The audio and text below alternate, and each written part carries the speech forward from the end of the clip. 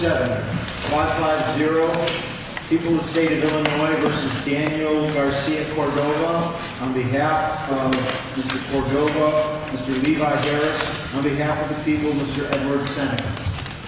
Good morning, counsel. Mr. Harris.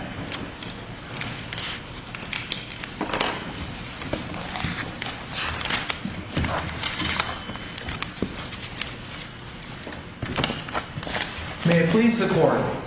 In 2009, this court may well remember that it found that Daniel Garcia-Cordova's Confrontation Clause rights were not violated when the complaining witness in that case failed to give any accusatory testimony against him. Largely, the opinion was based on the fact that the witness did not refuse to answer questions, but merely testified about some of the things that she was asked that she could not remember. This court also held that any error was harmless. Since then, the Supreme Court has vacated and remanded for reconsideration in light of its opinion in People v. Kitch. Kitch cited this court's opinion in People v. Learn with approval. That case held that a witness must offer some accusatory testimony before hearsay statements can be brought in from that witness. Counsel, let me ask you a threshold question. Okay. What is your conclusion as to what Kitch stands for? What is the rule of law that was announced in Kitch? What's the holding in Kitch? Well, Your Honor, it's not exactly clear. Kitch does two things, which we point out in our brief. One is that it looks at the defendant's argument that is proffered in that case, which in that case it was witness must offer testimony on every element of the offense in order to satisfy the Confrontation Clause. That was the appellant's argument. Right. And it did not dismiss that, but merely said, in this case, so what? There was testimony on every element of the offense. Precisely. So the defense argued that the victim had to establish or provide enough testimony or detail to establish each and every element of every count. Supreme Court looks at the evidence and says that was met in this case. Are you reading Kitch to hold that a victim is available for cross-examination only when the victim's testimony establishes every element of every count? Is that what you believe the holding in Kitch is? No, Your Honor. And as a matter of fact, that goes beyond what we had argued here and what we believe that a sister panel found in Learn. So are you saying that Learn is the rule? Because you seem unsure, certainly in your reply brief, the comments you make, even if Learn, Mr. Garcia-Cordova, and I'm quoting at page 8, should win reversal and remand, even if Learn is the standard for this case, but if Kitch is the standard, then it's abundantly clear that the admission violated Crawford. I mean, how are we to know which is the standard? Well, Your Honor, the standard that we had urged initially in appearing before you in 2009, the standard that we're here arguing today for would be the standard that was in Learn that the Kitch court cited approvingly but then distinguished. However, under the standard that the defendant did proffer in Kitch and that the Kitch court certainly didn't say, well, that's not the standard, that's crazy, it's the Learn standard. If that is the standard, there's no question in our minds that would not suffice here. But Learn and Kitch are not memory loss cases. This is a memory loss case, is it not, counsel? Your Honor, that is correct. However, respectfully, I think that's a distinction without a difference. I mean, the substantive effect of both of those instances is no accusatory testimony is provided, whether it's the witness gets on the stand and says, oh, I don't know, or I can't remember, or it's I'm not telling you that, they cross their arms or whatever. The substance of it is no accusation comes out of that witness and is put into dispute to be challenged, to be confronted. But if the Supreme Court was going to overrule Flores and Sutton, wouldn't it have told us more specifically and distinctly that that's what it was doing? And how could it overrule the United States Supreme Court in Fenster and Owens? Well, Your Honor, I believe that there are distinctions between the Flores case, which this court relied on initially, the Fenster case, the Owens case, and this case. What are they? Well, if you will. The distinction is that in those cases, First of all, I believe in Finsterer and in Owens, you had accusatory testimony. Certainly in Finsterer, you had this guy saying that it was a rape case, and the expert testified this hair is pulled out, and I know it was pulled out. I can't remember why I think that, but I know for a fact this hair was pulled out. So that was an issue where there was accusatory testimony that would have satisfied, say, Learn, but he just couldn't remember what the basis for that was. In Owens, you had a man who he remembered that he had identified the defendant in the past as his attacker, but couldn't remember, I don't know why I think that. I can't remember the incident, but I do remember, yes, I did identify this person. I would argue that that's accusatory testimony. In Flores, the guy gets up there and basically just dummies up, and this happens all the time in, gang cases, among others, which I think gave this court some legitimate pause and concern the first time. But the difference is, in that case, the guy gets up and he says, I don't remember the incident, I don't remember talking to the police. And they go through and they ask him about this statement. Do you remember going in about, this certain date, talking to this assistant state's attorney or whatever? Do you remember giving this statement? Do you remember giving this statement? In this case, they ask, do you remember anything happened to you on a couch or a bed? No. Okay. Do you remember talking to this lady? Yes. Well, what did you talk about? I don't remember. It wasn't, do you remember, CR, talking to this nice lady? Do you remember telling her that your dad did bad things to you? Do you remember telling her that your stepdad put his thing in your mouth or whatever? So the prior statement can supply the accusatory testimony? Well, certainly, Your Honor, our position... Because it seems like kind of circular reasoning that if we're going around and around between the prior statement to establish accusatory testimony. Well, here's what I think about it. If there's an accusatory statement, that should end the inquiry, okay? If a person gets up, for instance, I don't know, it wasn't cited in this case, but in People v. Major Fliss, which I think came out of the 1st District, the only testimony there was that, this defendant made me sit on his hand. That was the only accusation. That would suffice, okay? That's the end. That's all you got to do if you get that. If you don't have an accusatory statement from the stand, that witness should at least be confronted with the statement that they made before, as Crawford would seem to say, and have to defend or explain that prior statement. And the explanation may be line by line. I don't know. I don't remember, as it is indeed in these gang cases. But at least, step by step, they're confronted with that prior statement. The statement is out there, and it's not putting defense counsel in the position of having to stand up there and elicit this, because it's already been elicited by the state. They've already made the statement public. They've given the witness an opportunity to speak to it. Then at that point, even if they say, no, I didn't make that, or no, I don't know, a defense attorney could then get up and say, well, you've heard this statement.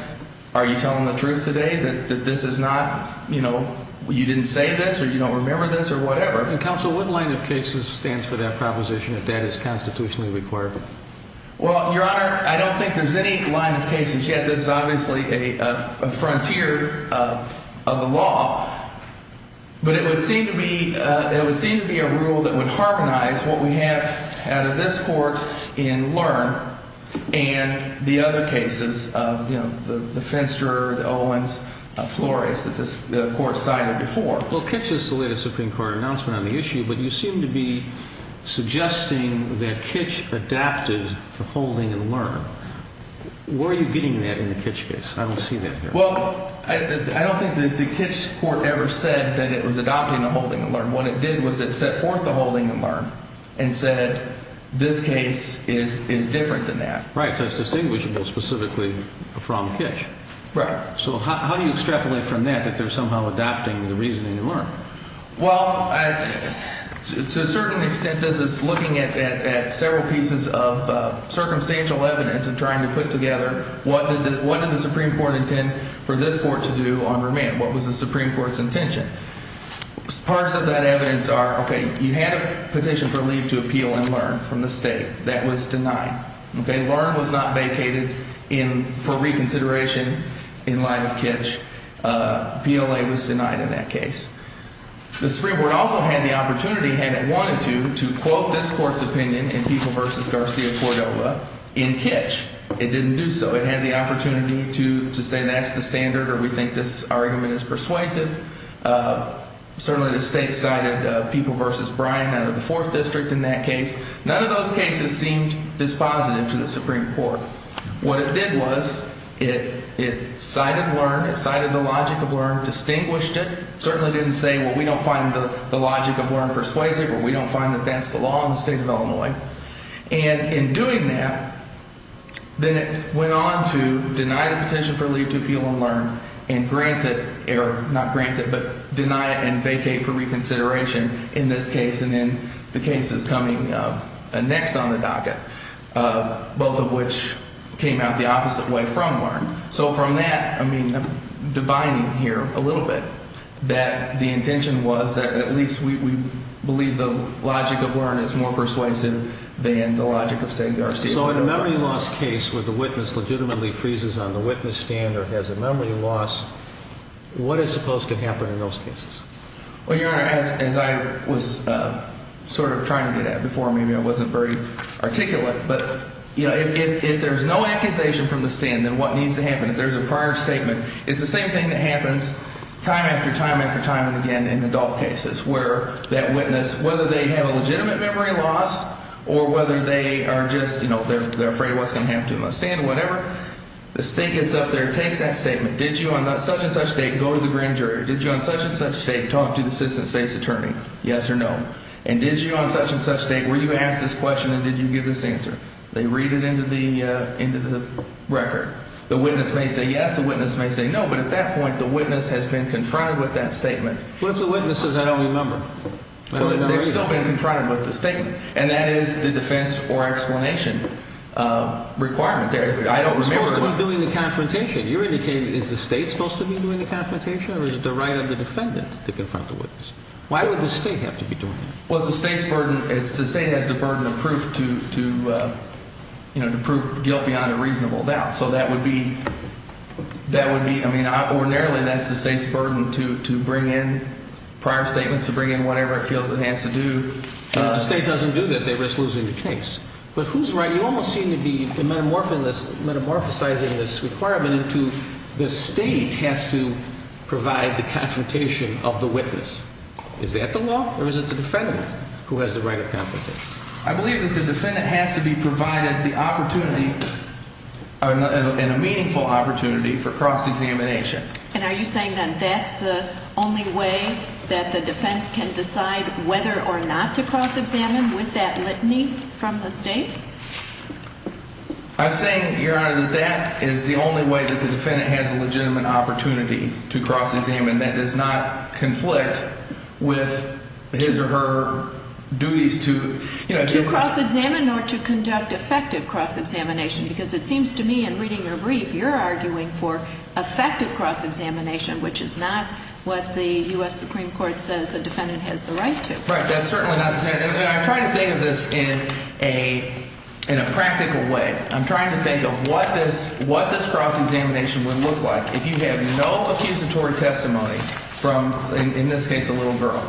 What does counsel do? Does counsel get up and say, isn't it true? Now you just said you didn't remember. Isn't it true that you told this nice lady that your dad put his thing in your mouth? Okay, now isn't it true that that's not true?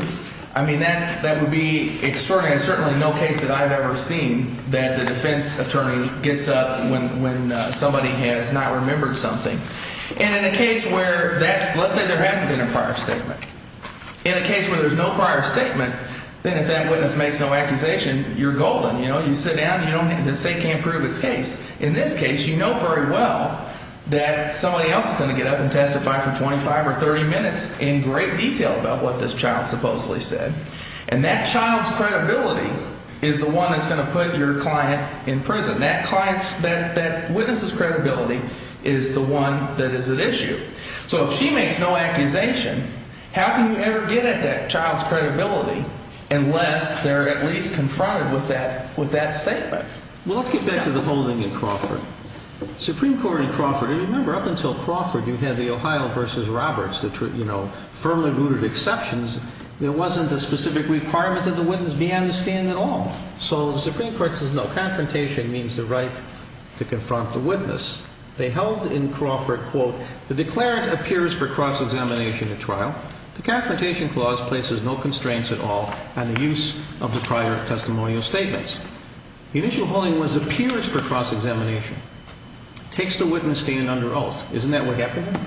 Didn't the witness appear for cross-examination? Well, Your Honor, that's the question. I mean, Crawford did not define what it means to appear for cross-examination purposes. There's also language there that says, and I believe it's in a footnote, that the witness must be present to defend or explain that prior statement. And that's what we believe didn't happen here. The witness was present. The witness was present, but the witness explain or defend, but the witness was present to explain or defend, correct? The witness was present, but was never asked to defend or explain the statements. The witness was never presented with these statements. The witness was never confronted. I mean, I guess that's the. And is that why defense counsel here elected not to cross-examine this witness? Well, I think it certainly is the reason that defense counsel didn't accuse. I mean, defense counsel. Well, that's a matter of trial strategy then, wasn't it? And if so, how can you then say if the defense elects not to cross-examine, that how can a witness then be unavailable for cross-examination if there's no even attempt to cross-examine? And in our case, again, we did have certain things that this young witness did say. I mean, she admitted to making the drawings. She remembered talking to Christina Krushevitz. She just didn't talk about the details. She didn't remember the details, etc. Well, okay, let me try and address each of these in turn. First of all, the reason that defense counsel did not cross-examine this witness was because he believed that, the Confrontation Clause had not been satisfied. That basically he wasn't hurt by the testimony, so he doesn't want to step into a minefield.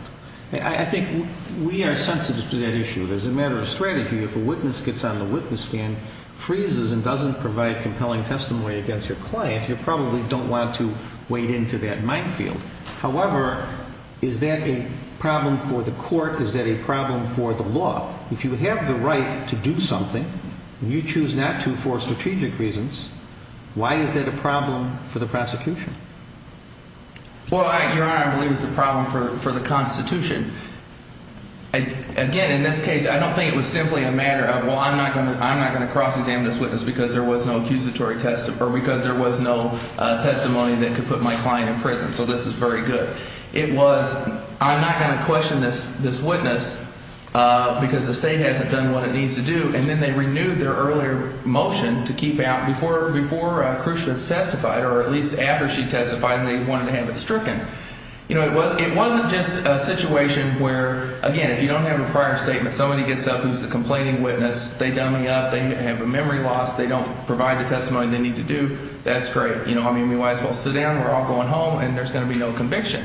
In this case, all that did was exacerbate the problem that defense counsel had, because he knew very well what Krushevitz was going to testify to, and he knew that without that defense witness, without the complaining witness offering any accusatory testimony, or at least being forced to defend or explain her prior statements, there was going to be no way to get through Krushevitz to get to that witness's credibility. But she could have been forced to explain or defend those statements if she were cross-examined by defense counsel regarding those. You're putting the onus on the state.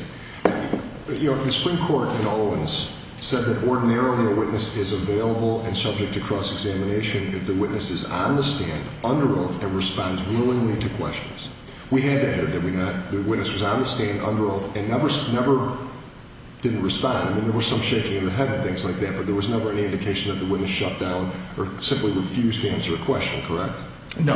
Again, Your Honor, I don't believe... That's correct, right? That's correct. So Learn adds this layer to the Confrontation Clause analysis of presenting accusatory testimony.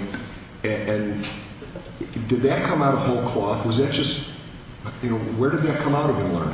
Where do you see the genesis of that in Learn? I think Learn locates it in the requirement in Crawford that a witness be present, not only just on the stand, a lifeless lump of flesh up there, but that they be present to defend or explain those out-of-court statements, which I don't believe happened here. And again, in Learn, first of all, the state never said that this issue was forfeited by saying, well, defense counsel didn't even make an attempt. So, I believe this court found in its initial ruling that the state had waived the opportunity to make that argument. But second of all, in Learn, counsel did get up. Counsel did ask some questions, and then the witness is crying or whatever, and you sit down. And in that case, that was not sufficient. So I don't know. I don't believe that there's a meaningful distinction between, okay, counsel gets up and asks some questions and they cry versus counsel says, there's been no confrontation here. There's been no accusation. I'm not going to cross-examine. I don't think the substance that came out of that was any different. The reality was in both cases there was no accusation. There was no confrontation. How do we establish a rule that quantifies or qualifies what is a sufficient amount of detail, what is a sufficient amount of accusatory testimony? I mean, how do you quantify that rule? A bright line ruling would be, as the Supreme Court initially indicated, U.S. and Crawford, the witness is on the stand under oath available. Now we want to start prescribing the precise nature of testimony. Doesn't that become a little difficult to enforce and uphold? Your Honor, I don't believe that it does. Again, if there's an accusation, I don't think we're here at all. If this witness had said, my dad touched me, or my dad, did something bad to me, okay, that's an accusation. Or if you have, as it was again in Major Flisk, all the kid said was, this defendant made me sit on his hand, when the accusation was that there was some contact between the finger of the defendant and the anus of the witness. That suffices. That's accusatory testimony.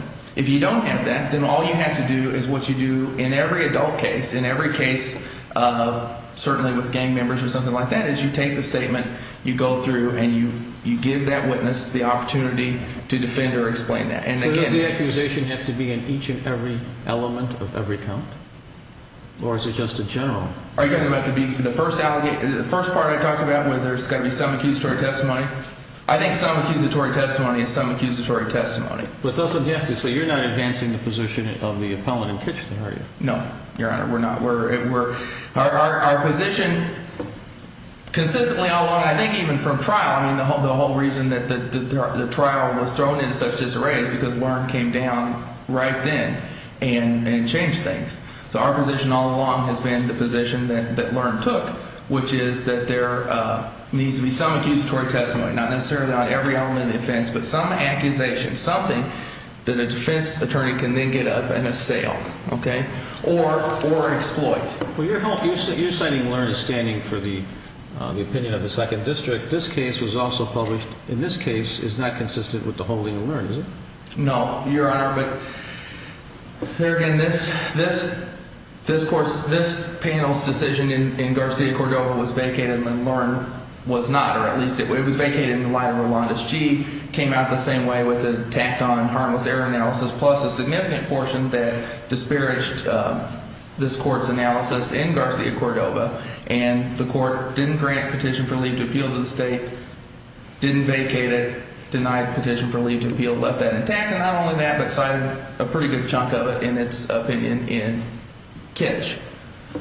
So, I mean, right now, before we were in the position of Learn had been vacated in light of Rolandes G when we were here, so Learn had no force. In this situation, Garcia-Cordova currently does not exist, and Learn does and has been cited with approval by the Supreme Court. The Supreme Court has cautioned us not to read too much into their supervisory orders when they're not directing us to do something. They very easily could have directed us to reverse this case in light of Kitch and Learn, but they directed us to reconsider in light of Kitch, correct? That is correct. Okay, you'll have an opportunity for rebuttal. Thank you, Your Honor. Mr. Pensica?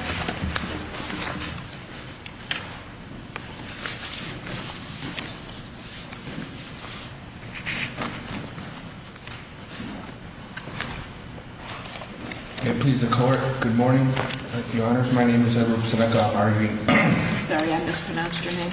on behalf of the people in this matter. That's quite all right. It's a difficult one. Before I forget, I just want to mention very briefly, counsel didn't touch on it before, but the alternative holding proffered by this Court in its opinion on harmless error is completely untouched by Kitch. So should this Court be inclined to revisit the the Crawford issue based on Learn or Kitch or any permutation thereof. The harmless error analysis is untouched by Kitch. So I'd like to just begin very quickly by recounting the purpose of Section 115.10. It's a quote from Supreme Court in People v. Holloway, 177 Ill 2nd, 1 at page 9. Section 115.10 was originally passed in response to the difficulty in convicting persons accused of sexually assaulting young children. This difficulty occurs because children's testimony in sexual assault cases is often inadequate. Problems in proof may result when the lesser developed cognitive and language skills that children have hinder them in adequately communicating the details of an assault. The legislature sought to create a hearsay exception to allow into evidence corroborative testimony that the child complained to another person about the incident. Some people might say that another panel of this court lost sight of the purpose of 115.10 when it issued its Learn opinion. I would say that it did violence to it. This isn't a 115.10 case. This is a confrontation clause case. Exactly. So Learn doesn't apply. So even though we would submit Learn as bad law, it doesn't apply. This is a confrontation clause case, and as Justice Zinoff, you recounted, there's a long line of confrontation clause cases that say if the witness testifies he or she doesn't remember on cross-examination, that's the end of the show, that he or she is available. Was Kitch a confrontation clause case or a 115.10 case? I believe it was a confrontation clause case. And they cited Learn on this proposition of what is necessary for a witness to be available, correct? That's true. Kitch absolutely did no favors to anyone with regard to Learn, this court or litigants, in giving us any direction on what to do with Learn. In fact, it held specifically how Learn was distinguishable from the facts of that case. It did. It did, for whatever that's worth. But defendant's position is actually somehow, by talking about Learn, Kitch overruled itself. Through Kitch, the Supreme Court overruled itself in Flores, rejected the holdings of Owens and Fensterer and the long line of appellate court cases that hold availability is satisfied if the witness takes the stand and answers questions. So it would be your position the witness doesn't need to accuse the defendant.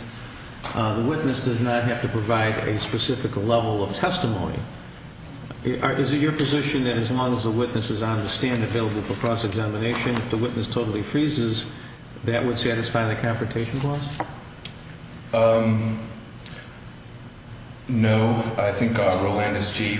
would speak to that issue, and if but that's not what happened here. So, can you answer the question? What is the bottom line rule of if a witness gets on the stand, totally freezes, doesn't say anything, or professes a total memory loss? What would be the result under those circumstances? Well, for purposes of 115.10, setting aside 115.10, I'm talking about a confrontation clause issue.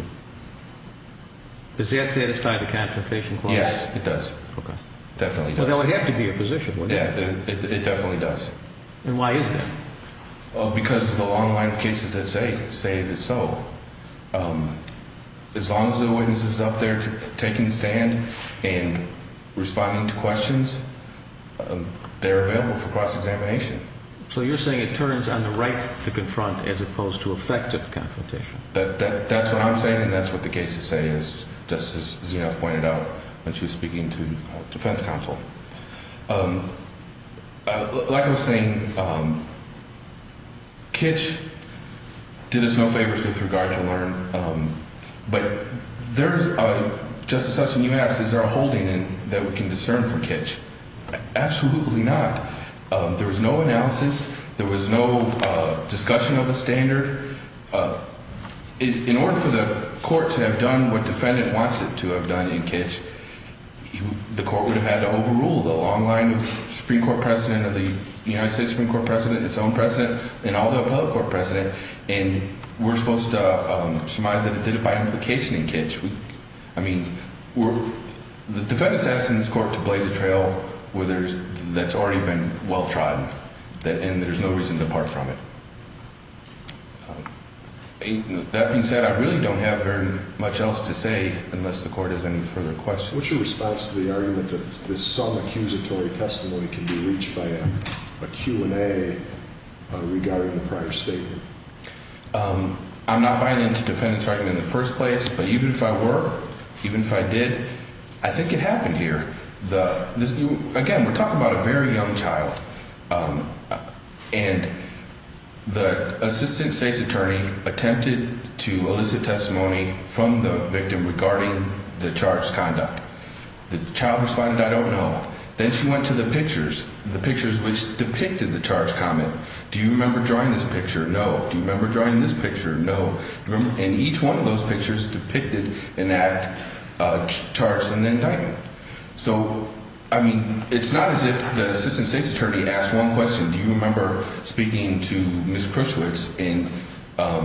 And the victim responded, "I don't remember," and left it at that. There were several follow-up questions, and the child quite simply didn't remember.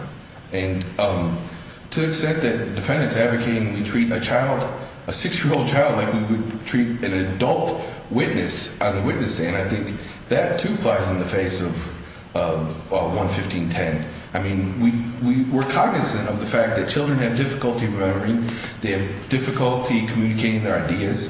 I mean, that's what happened here. That's why we have confrontation clause. If the analysis is some accusatory testimony, if that becomes the test, that's the test for kids, that's the test for everybody.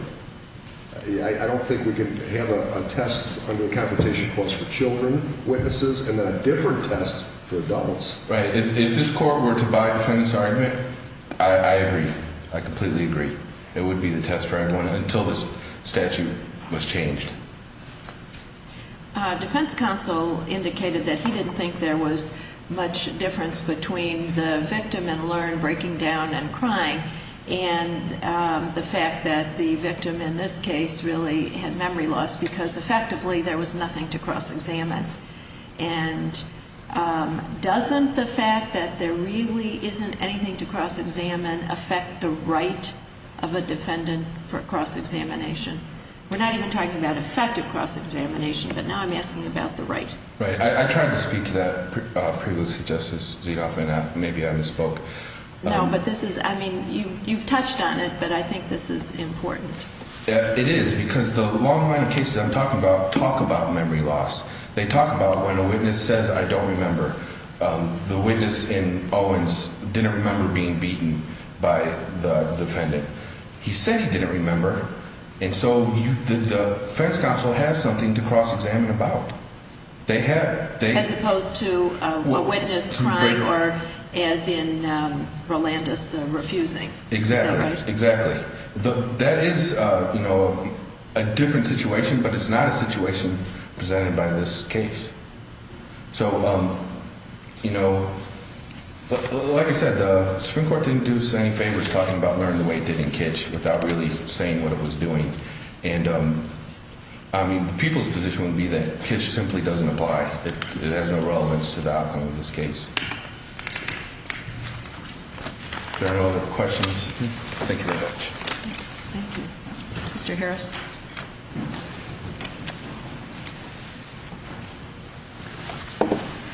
Your Honor, just briefly, a few things. First of all, our position is not that the Kitch court somehow obliquely overruled Flores, Pfister, and Owens, and that's why we tried to explain that we think those are still good law and that those can be harmonized with the analysis in Learn.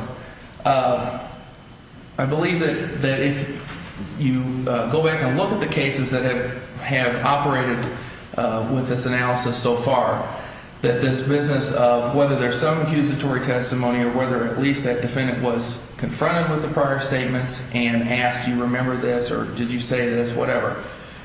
In every one of those cases, with the exception, I believe, of this case, in Illinois at least, the ones that have been cited in the brief, those cases would have come out the same way had that been the standard. I mean, that would have been clear. It would have been sort of a bright line that Justice Hudson was talking about that would have made sense in every one of those cases. Counsel argued that the state's attorney in this case did in fact confront the witness with the prior statement. Well, Your Honor, I don't believe that is true for a couple of reasons. First of all, these pictures, I mean, we talk about pictures, we're not talking about photographs, and Your Honors, I believe, have the record. I mean, they're crayon drawings of a child, and divorced from any, explanatory testimony or some kind of context, they don't have any meaning. It's not a situation where you've got a court-reported statement where that statement is perfectly clear, everybody knows what's going on in that. I mean, these are, sort of abstract things, and I'm not trying to be judgmental. I mean, it's a child, but I don't believe that those, even if you say, well, I made this drawing. Well, what is that drawing? If you can't explain what the drawing is, I don't think it's very helpful. But also our position would be that until she had been asked about more than just, do you remember anything happening on a bed or a couch? I mean, 7 years, anything happening on a bed or a couch is a pretty vague question. She shouldn't have even been asked about the statements until she'd been asked in more sufficiency about the allegations themselves. I think, Your Honor, you made a good point that there's not more than one test for the Confrontation Clause analysis. There's great language from Justice Scalia, I think, in one of the Confrontation Clause cases that we don't have one Confrontation Clause in that case for domestic abuse victims and then one for everybody else. I mean, it's the same clause across the board. And specifically, again, to this business of refusal versus, say, breaking down on the stand in tears or just saying, I don't know.